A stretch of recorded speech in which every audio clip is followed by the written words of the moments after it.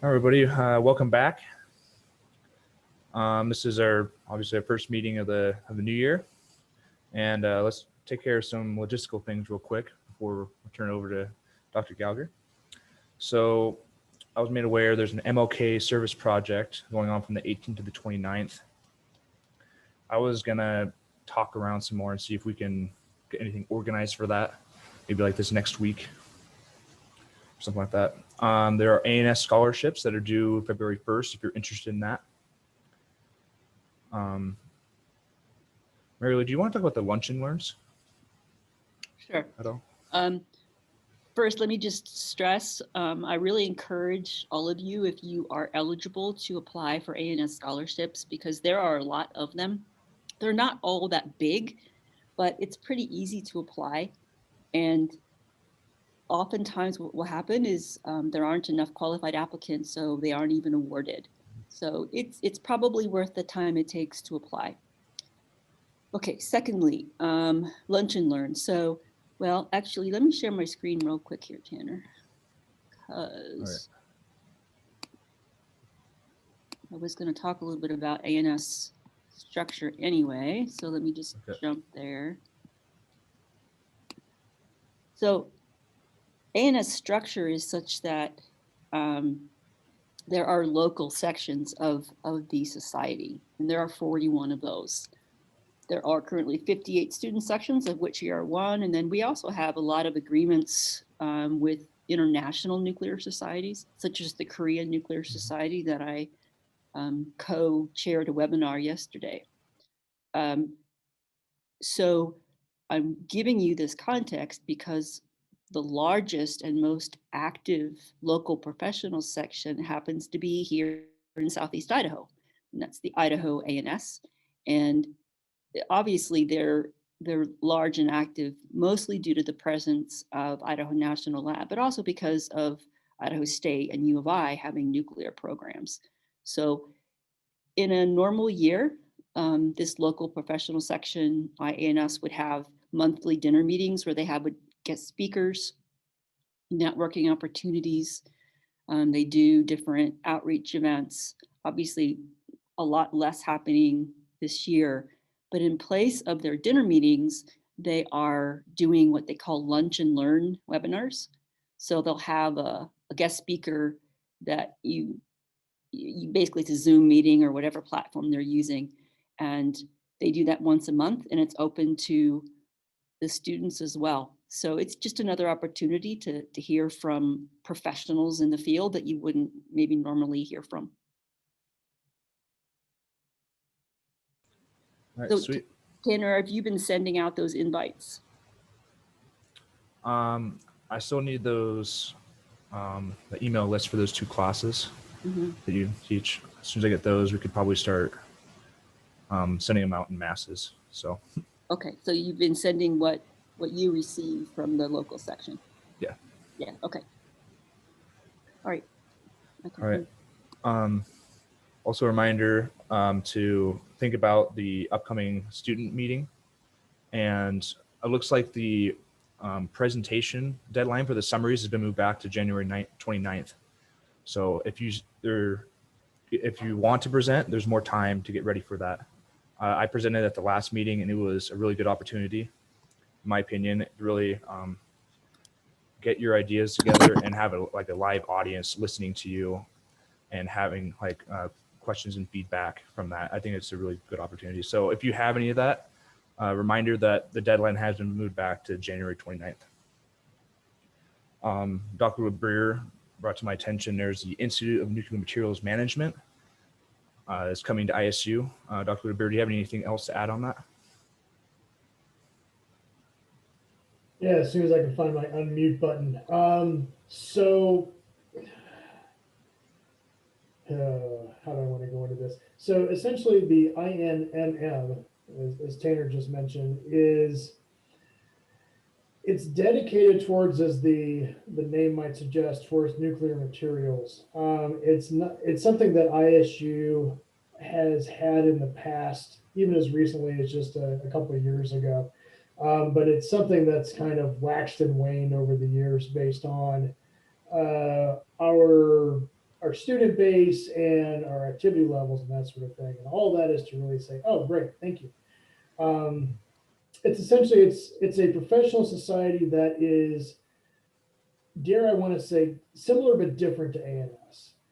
It's got similar goals. But it's a little different structure as far as how things are set up. It tends to be a little more, I'll say, professionally driven, but it's not as much heard of. I know I'm kind of talking about this in random abstract terms, but it is kind of like ANS, but I don't want to call it a niche, but that's sort of what it is. That said, it's a very large one, particularly when you consider that when we're talking about nuclear materials, mostly we're talking about, as we talk about in fuel cycle, we talk about cradle to grave, or from mining to disposal as far as materials go. And so that covers topics like non-proliferation, waste management and disposal, regulations and regulatory concerns. And then there's, of course, the research aspect that goes along with it, as there are several national labs that are involved, and of course, personnel at pretty much every national lab that's available in the States. There are also university chapters, as Dr. Gougar has just brought up onto the screen. We are one of those, and so we're in, I guess, kind of like a dormant state right now. But what we're trying to do is to build up essentially a small student base to kind of jump back into things as far as INMM goes. And really the idea is, I tend to think of this as a way to be able to see what opportunities are available to you. And ANS provides that too. It's just ANS is a little more broad reaching. Whereas INMM sort of has like I said, a very focused target group, if you will. So if I haven't confused you completely by now, the idea behind it is essentially this gives you another opportunity to talk with people that are involved in the nuclear community, and those that are involved in a very specific set of areas. I would say it's analogous to what we talk about with our divisions in ANS, but I would say that its reach is probably larger than most any division that we have in ANS by itself. Maybe that's not true for all, but for several of them, that's the case. So if this is of any interest to you, I welcome you to reach out to me, and we'll try and set up something similar to this. I'm going to be fumbling around a little bit as we try and essentially recruit students and get ourselves reestablished as an active community. So I ask for your participation, your enthusiasm, and overall your patience, because this will take a little time to get reinstituted. I would be hopeful that towards the end of this semester that we can really sort of build up some momentum for next year. And this is kind of the start of that. So thanks for the chance to chat about it, and I look forward to talking with more folks about it as well. Yeah, I think there's I feel like INMM, like I do about some other organizations, there's a lot in common with ANS. So I certainly don't want us to compete with each other, given it's not easy to get active membership for even one group, let alone two out of the same student population. But if this really interests you, please do follow up on it, and let's think about joint meetings, joint activities that would be mutually interesting. All right, thank you. I guess the other thing I want to talk about is we're going to be showing Pandora's Promise at next month's meeting on the 24th. Is that correct, Mary Lou? Sure. I don't remember what we decided. If you remember, it sounds good to me. I believe it was the 24th. It'd be a Wednesday. It'd be during our regular times for a little bit longer. It's a nuclear film that we'll be showing either through Zoom. We're going to test it out and see how feasible that is. But one way or another, we're going to get it to you guys, and you're going to be able to watch Pandora's Promise. Kian, didn't you have something you wanted to share that you showed me the other day? Yeah, so just a couple things real quick. Talking about last semester, we had kind of wanted to start on a project with building our own Geiger counters for the club, which is kind of an option. Just a status update on that. We needed to produce a list of parts, and a lot of those parts were overseas at the time, particularly in China or Taiwan. And with all the shipping issues, we're just kind of, or at least it took me some time to compile a list full of parts that could be readily shipped in time to receive them by the end of the school year. So I'm going to be getting those component parts off soon, and then within the near future, we'll actually be able to order those.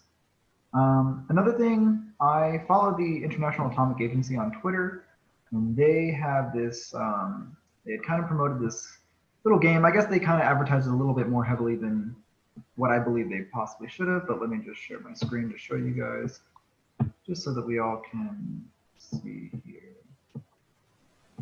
This is kind of a cool game that is out, just kind of building your own reactors. They promise that eventually what they're going to be doing here is updating this kind of format where you can look at different types of reactors and not just this very basic generic one.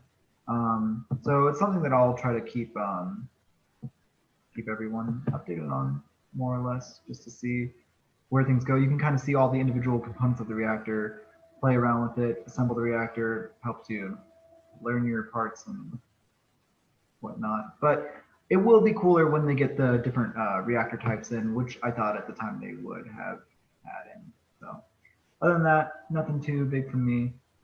But yep, and I can post that link on an email that we'll send out later. So Cool. Sweet. Yeah, thank you, Kian. All right, Mary Lou, I think it's time for you to shine. All right, let me make one other comment about the student conference. So,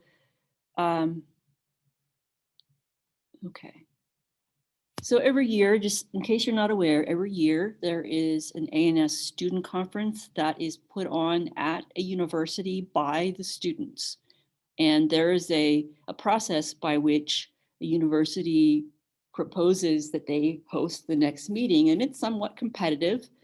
And so you have to sort of have the best proposal to win out over another university. Last year, because of COVID, it was canceled. This year, they did sort of a one-day thing. This year, they've also been forced to go virtual, but it is being put on by North Carolina State, and they have a theme. Tanner already noted that there's a deadline by which you can submit a summary. I strongly encourage anybody who's a senior or a grad student to do this. It's pretty easy to do. I'm happy to help you do that. I'm sure Dr. LeBrier would be similarly happy to help you do that. But they provide a, let's see, do they provide a template somewhere?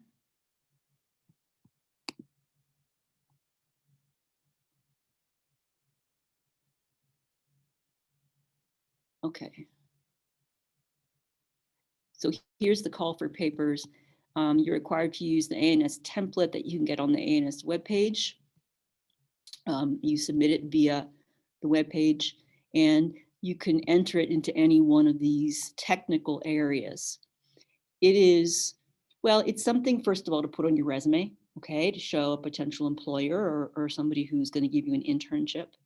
And it gives you an opportunity to write a technical summary, to get some feedback on that, and then to do a presentation, which is also can be very constructive.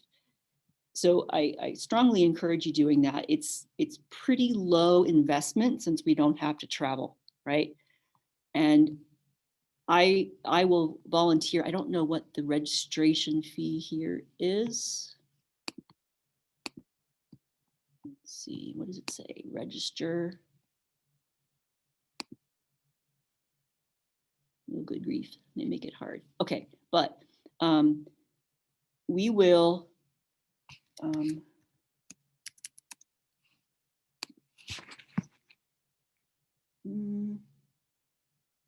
okay. It was found. Okay. Oh, wait. Zip code. This is different than.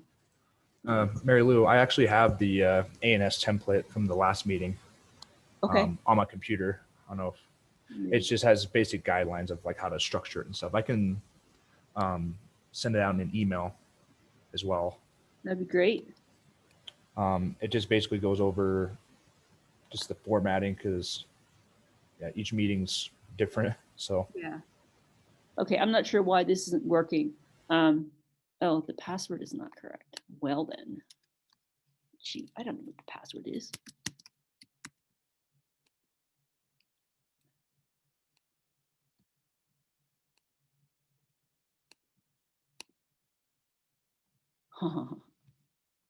Okay, anyway, if you want to participate in this meeting, I strongly encourage it, and we will pay for your registration fee. I'll get with Dr. Pope, and we will reimburse your registration fee. So don't let that hold you back. I can't figure out what the fee is yet, but you should be able to get in there and figure it out. Okay, now. I have to stop sharing that. Now I have to share this. All right. So I just wanted to review ANS a little bit, especially for those of you who are kind of new. We already looked at this slide, so you kind of know how ANS is organized. We've got about 10,000 members, and those members are spread among students and professionals and spread among 50 countries and across all sectors of nuclear, so industry, government, and academia. We have about 30 staff members. Most of them are based in LaGrange Park, Illinois, which is outside of Chicago. We have a few staff members as well based in the Washington, D.C. area. So what we do as a professional society is basically provide professional development, leadership development opportunities for the members. So we organize and conduct technical conferences. We communicate with our own members. We provide opportunities for the members to get information, but also venues for them to communicate. So we have our trade publications, which are Nuclear News and the Rad Waste Journal. We have technical journals that are different areas. There's a fusion journal. And there are two other journals that have slightly different emphases in the nuclear areas. We have proceedings and transactions that are published for the various meetings. So it might be summaries that you submit or full papers, depending on the nature of the meeting. We've been, over the past year, offering a lot of webinars, and it's been really great to see the quality, the range of content of the webinars that have been available. And a little bit of shameless self-promotion. Tomorrow I'm participating, hosting a webinar on the topic of low-dose radiation risk, sort of looking at how we put the reasonable back into ALARA as low as reasonably achievable and make implementation of the dose limit regulations a little more reasonable, so it's not so restrictive on nuclear. There's also the news brief that ANS puts out, which is just kind of a nice way to stay up to speed on what's happening. We communicate with the general public. Now, this is somewhat new, but I want to point out to you the curriculum materials that ANS has been developing along with Discovery Education, which is a professional entity that does this as their business. And we've worked with them to develop materials for middle school, high school, and we're just finishing up the elementary materials, most of which are already available. But what this provides, I think, for us as members is the opportunity to not have to invent the material ourselves, right? This material is available to teachers. It's freely available. And then what we can do is serve as resources to the teachers in K to 12. So for example, if in your neighborhood or back where you're from, from home, you can introduce your previous teachers to this material. They have somebody in you who can be their sort of technical expert. Maybe you can be a guest speaker via Zoom to their class. Maybe you can help answer questions that the teacher might have.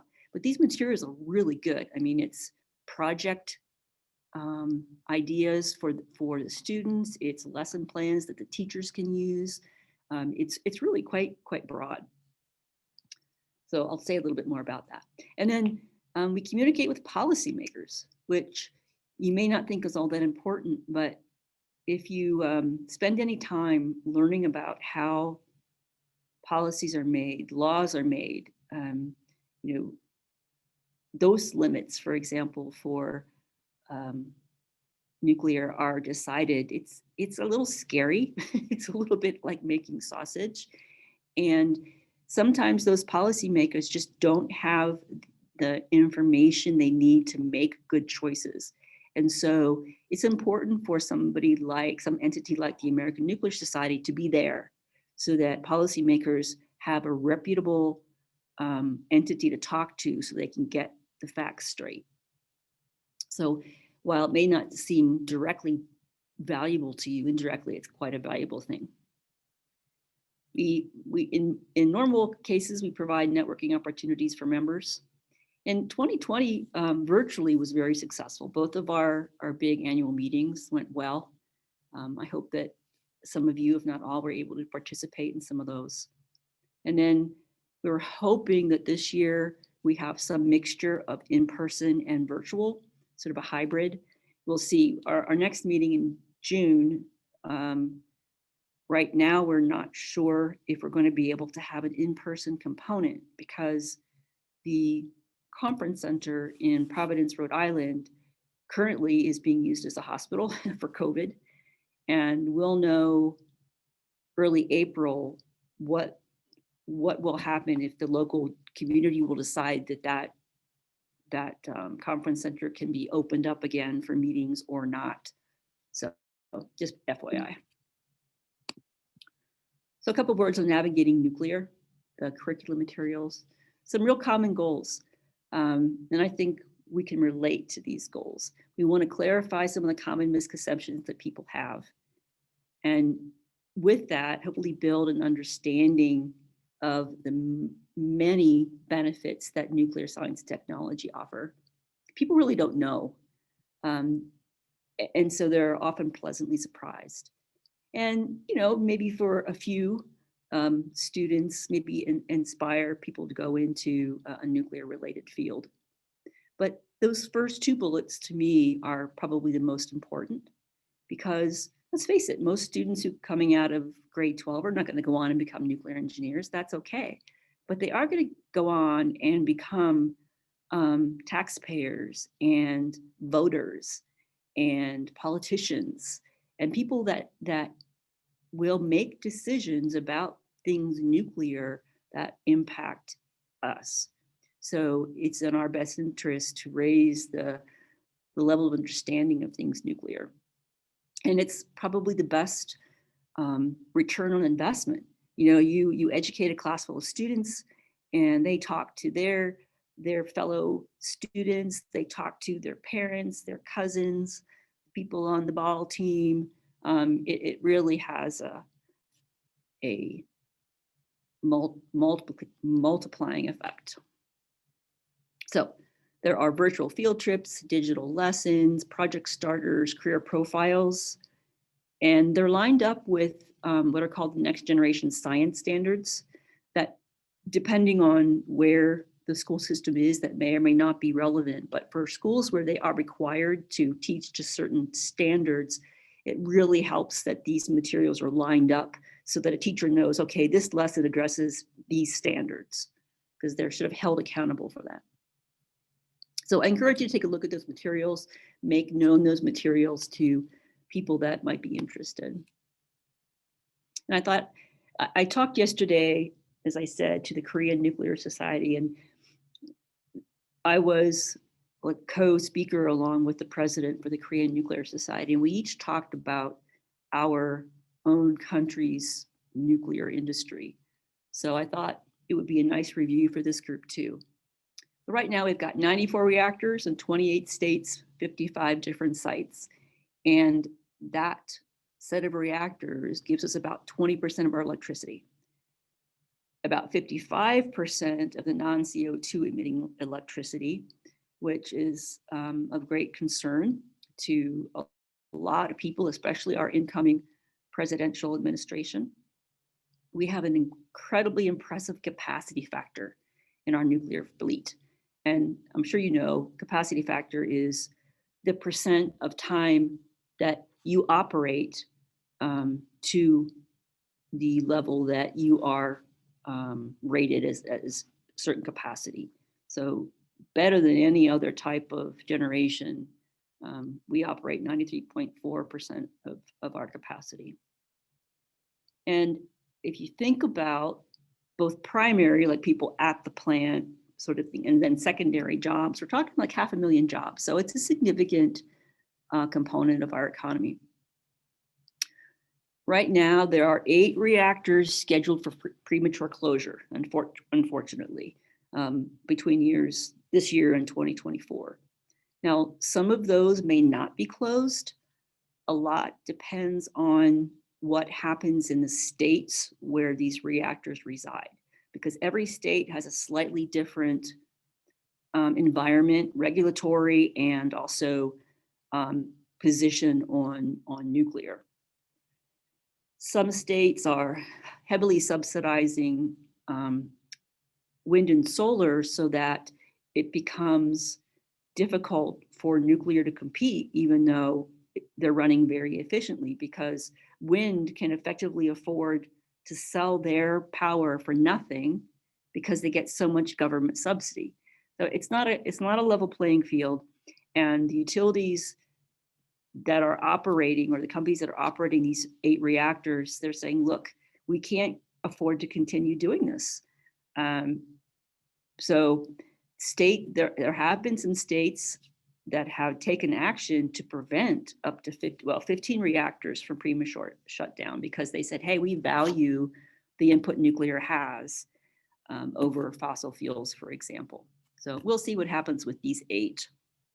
And there are 2 reactors under construction in Vogtle. I'm going to skip over these workforce trends, but I'll provide these slides if anybody wants them. The topic yesterday was meant to look at workforce, and maybe we can talk about this another time, but I looked at a little bit of trends in academia and industry. But what I really wanted to do is just give you a little bit of, I guess, talking points, if you will, to help promote nuclear as a clean energy source. Because what I'm finding more and more is that when you say clean energy to the average person, what they automatically think of is wind and solar. And they really don't get that nuclear is clean. Some people think nuclear power puts out CO2 from its power plants. They just really don't understand that. And so any way that we can help change that narrative is helpful. Now, I'm going to show you statistics which convince us, but I'm also going to say toward the end that the average person is not convinced by statistics. We have been trained in our engineering brains to be convinced by statistics, but the average person makes decisions more on an emotional level. And if we are going to communicate with the average person, we need to get that.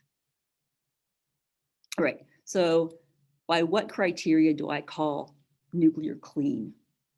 Well, I decided to look at gas emissions, land usage, and a sort of subcategory of that is fuel footprint, material usage, waste production, and water usage. So here's a plot. Again, we love plots, we're engineers and scientists, but this is not going to convince the average person. But just so we know, if you look at the entire life cycle, and that includes not just the operating of the power producing facility, but it's, mining, it's transportation, it's waste, and so on. But if you look across the life cycle, nuclear is about the same as wind, both off and onshore, but everything else is much higher. I mean, even solar has CO2 emissions if you look at the whole life cycle. But of course, the fossil fuels are the highest. So coal, biomass, natural gas. All right, so yeah, so across construction, mining, transport, operation, decommissioning, and waste disposal. What about land usage? Well, you go from geothermal, and the measure here is cubic meters of land per gigawatt hour produced per year. Geothermal and onshore wind are pretty low. And then we go to a higher level with thermal solar, then coal, then solar photovoltaic. And hydro, of course, is huge usage because you have to develop a reservoir, right? And then biomass. Biomass because you have to grow so many crops to burn them, right? So you use a lot of land for crops. So this is land that's not available for other uses. You grow so many crops to make biomass fuel, but then that land isn't available for other things, other types of farming or schools or animal habitat or recreation or the very important shopping malls. So here's an example. This is the world's largest power plant. It's Three Gorges Dam in China. And the fact that if we look below at this kind of cartoon map, you can see that even on the map scale, there are huge areas that are covered in water because of the damming to produce the electricity. It's just a huge amount of area.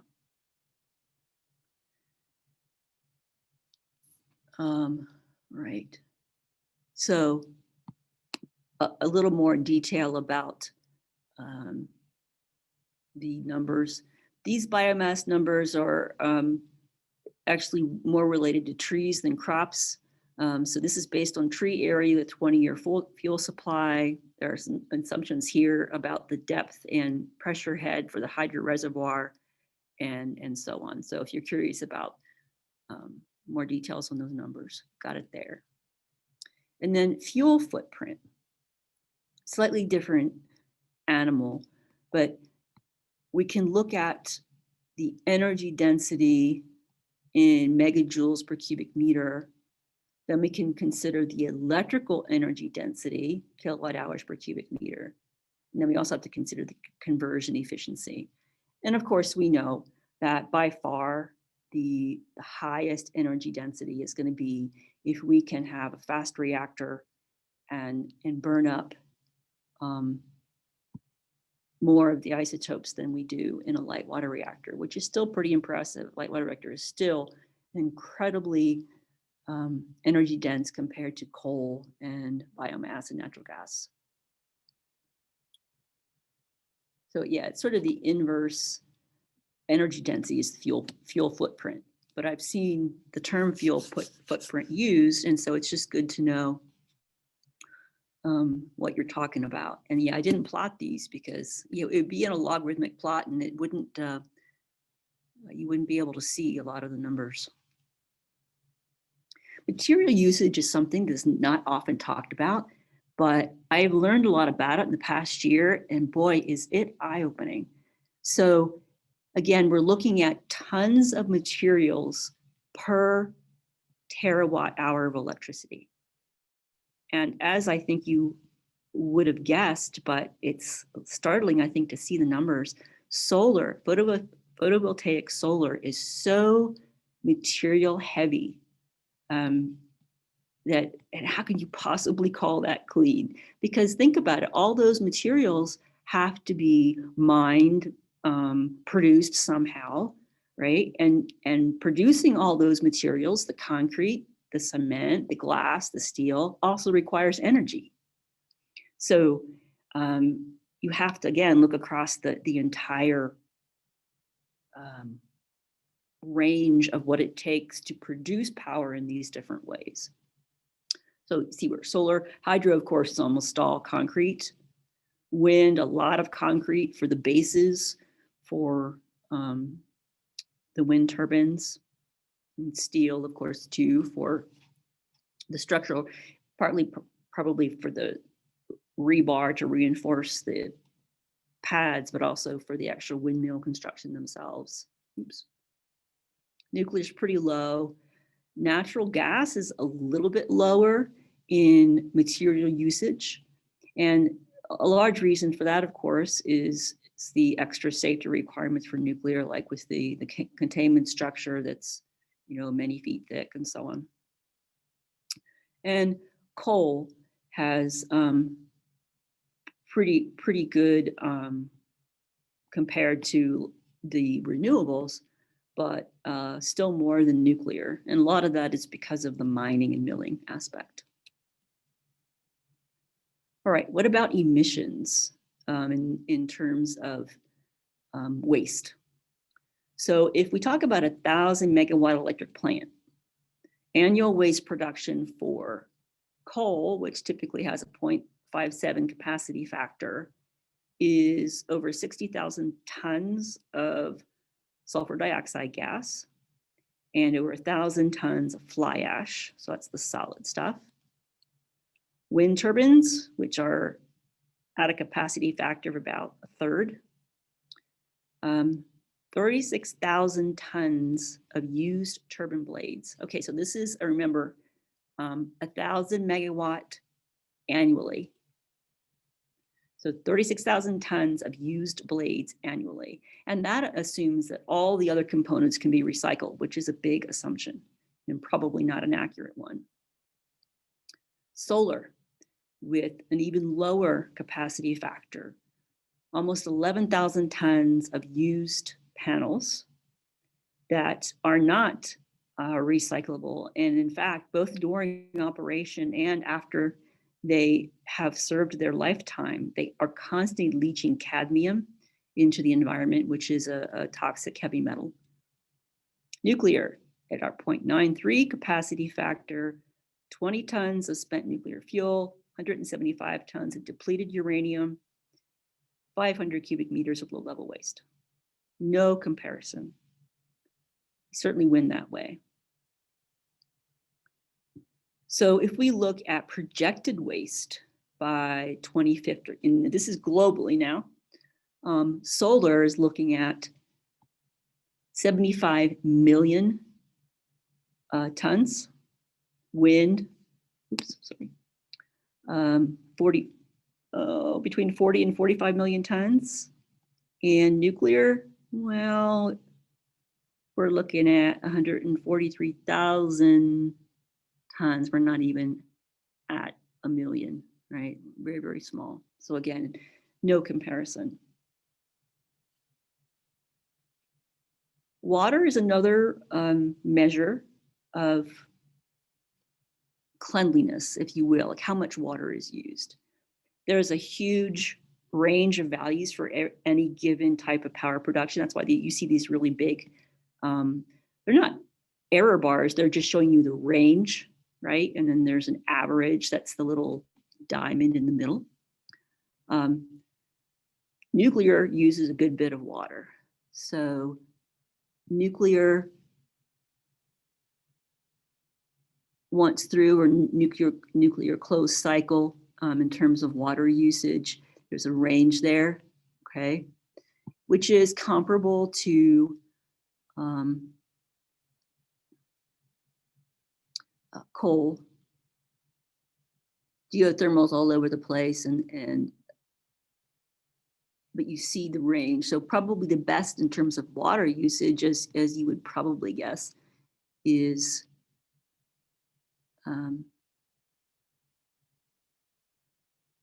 are things that, oh, sorry, I forget what some of these are. Yeah, things like this combined cycle plants that are just a little more efficient in general with their water usage. So again, it's just another point of comparison. And of course, you know that cooling towers, any way to cool water from the heat that comes from the water condenser in your power plants is going to be found at any plant, nuclear or fossil burning, because you have to somehow get rid of the excess heat. So these cooling towers are actually shown at a nuclear power plant at Beaver Valley, that's in Pennsylvania. And then this is a coal power plant.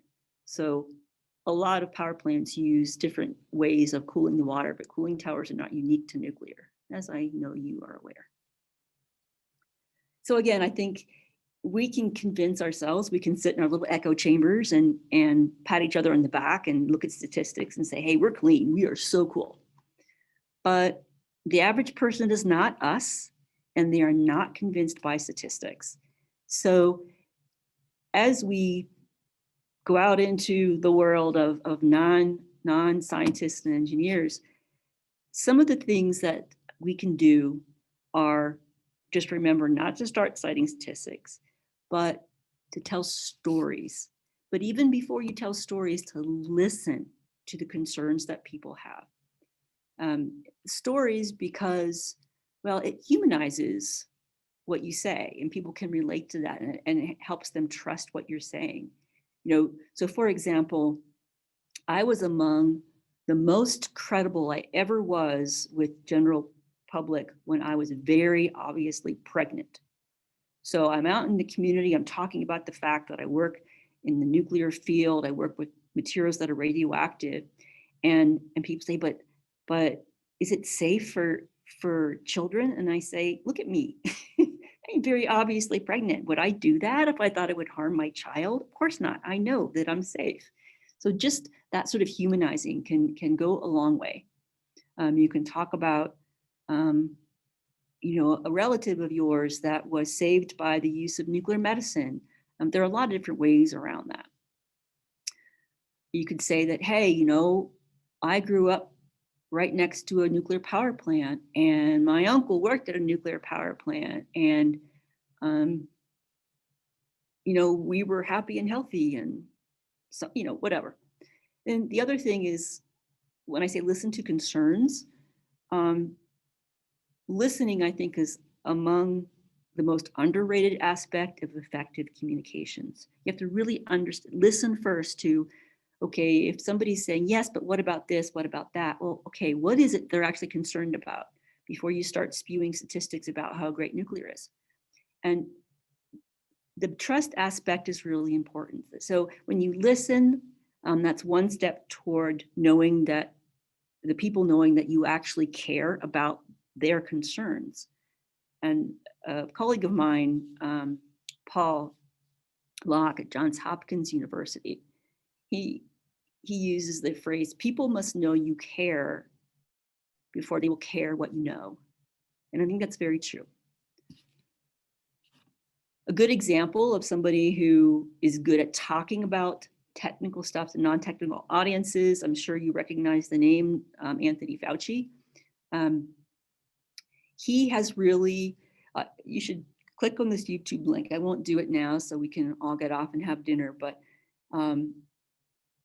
in this little clip that I found, he really humanizes, this is like before the holidays, it's probably in early November. And he was being interviewed about, you know, what should we be doing? What are the concerns? And he's talking about, okay, you know, weather's changing now. And because it's getting cooler, people are going to be coming together inside more. And we need to fight the fact that we have grown tired of taking precautions. We have fatigue in precaution taking, but it's very important with cooler weather to really still take those precautions. We recognize you're tired out, but you know, come up with ways, safe ways to have holiday celebrations with family. Maybe, distant family, you Zoom or whatever. And so he really talked about, hey, how he's going to celebrate holidays with his own family. He really humanized it. And he didn't use any big words. He didn't talk about, the big terminology that comes with epidemiology. And then this other thing, we had a webinar in December, gentleman named Neil Cohen, who I think he left the Nuclear Energy Institute and is now going to be more of an independent contractor. But at that time, he was still with the Nuclear Energy Institute. And he, for that institute, had done a really a very well-designed set of surveys. And there were a few conclusions from what they learned from the surveys. Now, they focused on policymakers, but I think some of the lessons they learned are appropriate regardless. So up front, he said, look, it's not what you say, it's what they hear. And by that, he meant that they discovered that if in the statements they made and the questions they asked, that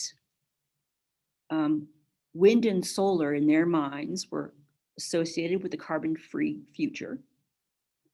And so what we need to do is basically have messages that show the connection between nuclear and other renewables to have a clean future.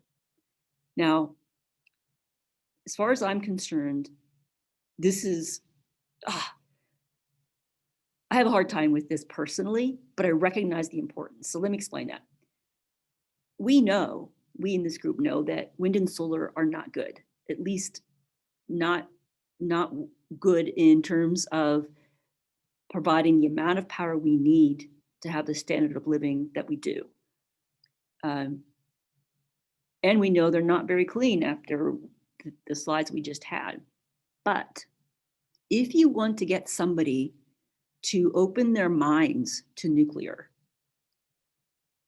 one way to do it is to use nuclear in the same sentence, in the same context as wind and solar, so that at least it gets the idea in their minds. And maybe it's worth lowering ourselves, if you will, and talking about nuclear in the same sentence as wind and solar, if it achieves that goal of just getting nuclear into people's brains. And if you get it in their brains, maybe they'll take some steps and actually start looking at how nuclear is clean and why nuclear is clean. And there will be a more level playing field going forward. So I put that out there for your mental processing. And just I know when I was a student, I was so focused on what I was learning. It became more and more difficult for me the further I got along in my education to talk to people outside what I was doing. And I realized, okay, I've just lost the ability to speak to everyday people. And so I had to make real effort to do that.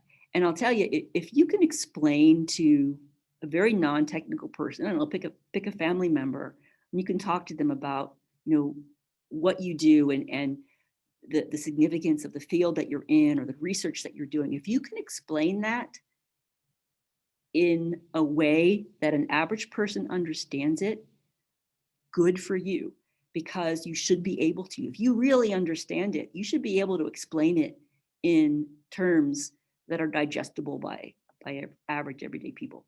It's a challenge, but it's a good challenge to take on. So I think focusing on benefits of nuclear are really where we need to go, that it's clean, reliable. And these couple video clips I thought were really telling. We can play these really quickly. So this video clip, this blew me away. And you have no idea until the very end what kind of power they're talking about. It's very sneaky. Okay. Here we go.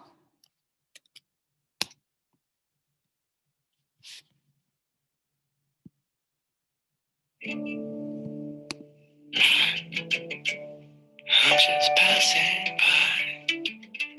You are passing me by too. Snap, snap, little dragon, snap. Sprinkle making rainbow, tiny little rainbows for you. Make the smart choice this winter. Go to thenaturalchoice.com.au. Isn't that brilliant? They're so sneaky. They're showing a person running and having a nice hot shower and having breakfast with the family by a fireplace. And this is a natural gas advertisement. They don't even get to that until the very end.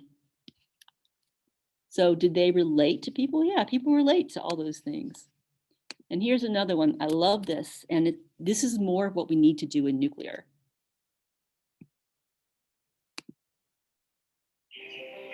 A new energy is giving the world hope for the future. It's powering cities and creating jobs. Helping doctors diagnose and heal the sick. It's propelling space exploration beyond the limits of our solar system.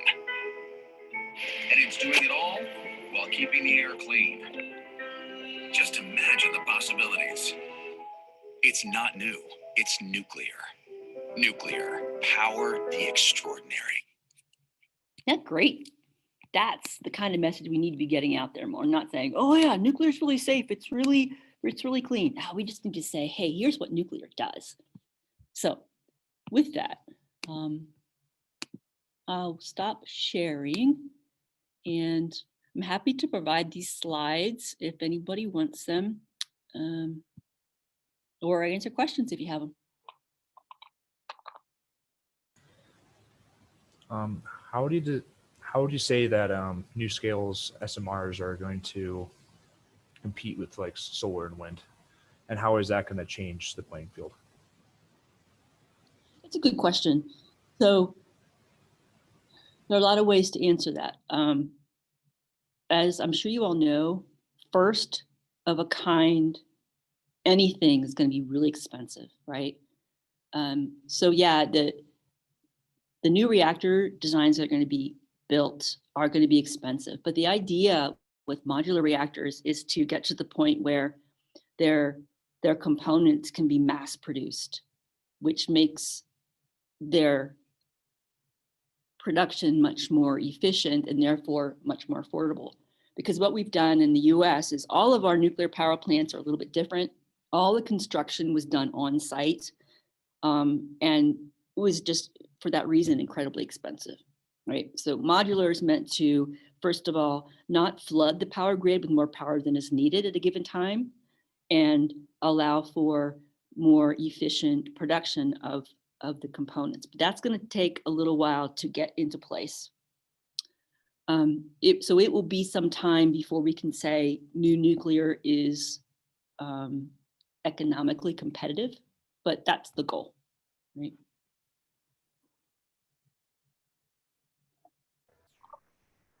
So I have a question, I guess with regards to the slides that you were showing on the sheer amount of waste that come from solar and wind in comparison to nuclear.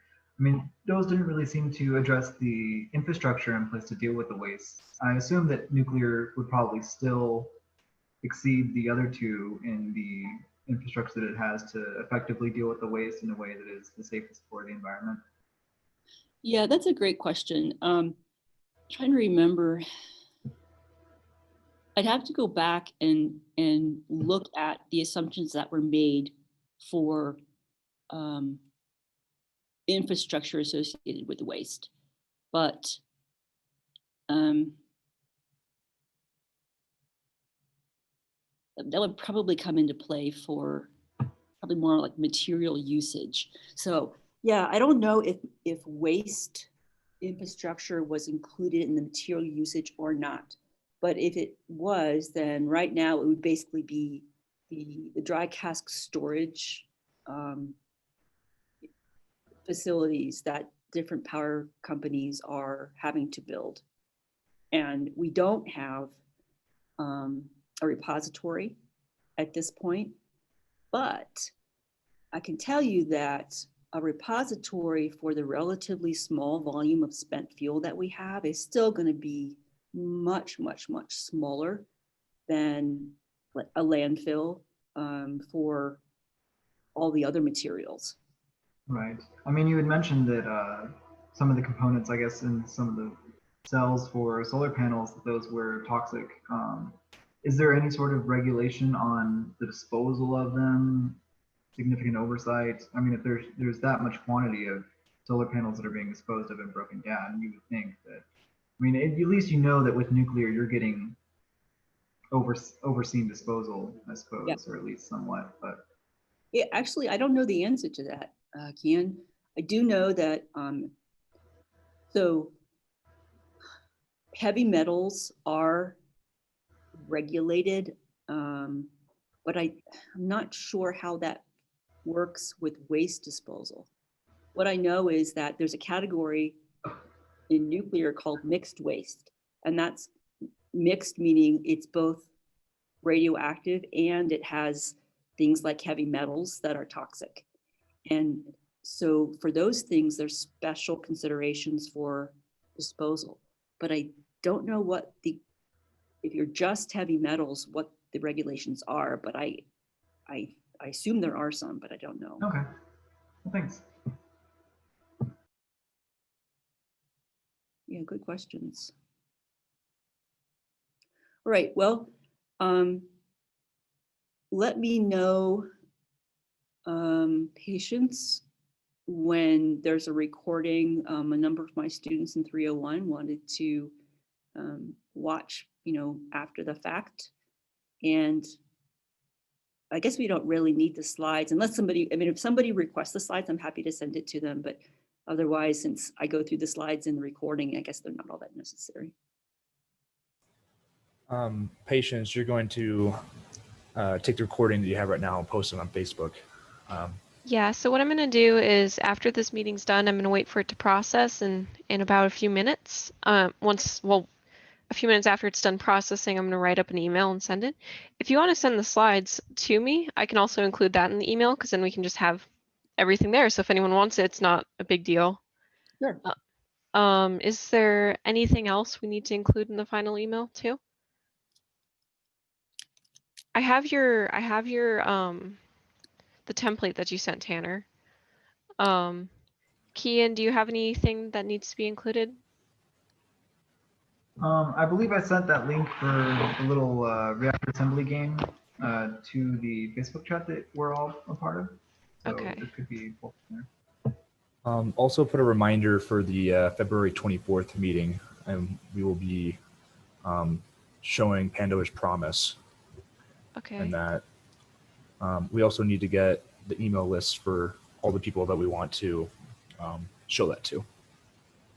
I have an email list of undergraduates and graduates in nuclear engineering, plus people that were like, I'm interested, and so I wrote them in the list too. But if we have any more students like the nuke ops or anything like that, just email it to, well, I guess email it to me because for some reason the ANS email is stuff goes missing, or at least it has for like a month or two. But if you have any lists of students or whatever, send it to one of us and we can add them to the list really easily. Okay, I'll send, just to make sure you've got everybody up to date, I'll send you the students I had in 120 last semester, and then the students I have currently in 301. They might already be there, but just to be sure. And then, let's see, yeah, we should get the nuke ops people invited. Do we want to invite some people from IANS as well? Yes, we definitely do for Pandora's Promise, but we need to be ready with an actual sort of advertisement of sorts. Gotcha. So if you could try to put something together, sort of like an announcement like what IANS sends out for their lunch and learns. Let's try to develop something like that, and start with the blurb about Pandora's Promise that you can get from its webpage. Okay, sounds And good. you can bounce it off me and I can help, and then we'll get it to Marty and that group, and then they can send it around. All right, sounds good. We'll work on that. Okay. All right, sweet. We'll get that posted on Facebook and send out an email right after the meeting. Thank you, everybody attending. Thank you, Mary Lou, for presenting today. It was a very good presentation. We'll see you guys next time. If Right. you have any Thanks, all. questions, yeah, see ya. Cheers.